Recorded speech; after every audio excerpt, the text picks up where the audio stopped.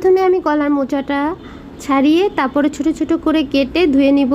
তো এই দেখো ধুয়ে নিয়েছি। আর এখানে আমি মাছের মাথা ভালো করে ধুয়ে নিয়েছি। আর আদা রসুন পেস্ট, গুঁড়ো মশলা, আর এটা হচ্ছে চালের গুঁড়ো, জল দিয়ে কিছুটা মিশ্রণ করে নিয়েছি। আর এদিকে দেখো আমি তেল গরম করে মাছটা হচ্ছে ভেজে নিব। তো মাছটা হচ্ছে একটু লাল লাল করে ভেজে নিব। আর মাছটা ভেজে আমি তুলে নিয়েছি। আর ওই তেলের ভিতরে আমি হচ্ছে বাটা মশলা, গুঁড়ো মশলা সব একসাথে দিয়ে কিছু সময় কষিয়ে নিব।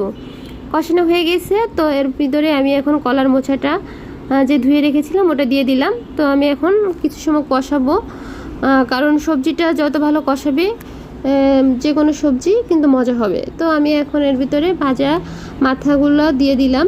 তো এখন একটু সামান্য পরিমাণ কষাবো, তারপর আমি হচ্ছে এর ভিতর অ্যাড করে দিব। আর এটা কিন্তু খেতে জাস্ট অসাধারণ লাগে। আর দেখা যাচ্ছে একটা ভিন্ন রকম রেসিপি। হ্যাঁ, সচরাচর আমরা সবসময় অনেক রকম সবজি খাই, কিন্তু এটা তো শহরে পাওয়া খুব মুশকিল। তো এটাই তো দেখো আমি এখন এর ভিতরে জল দিয়ে দিলাম। আর হচ্ছে তরকারিটা যখনই হচ্ছে ফুটে আসছে তখন আমি গরম মশলার গুঁড়াটা উপর থেকে ছড়িয়ে দিয়েছি।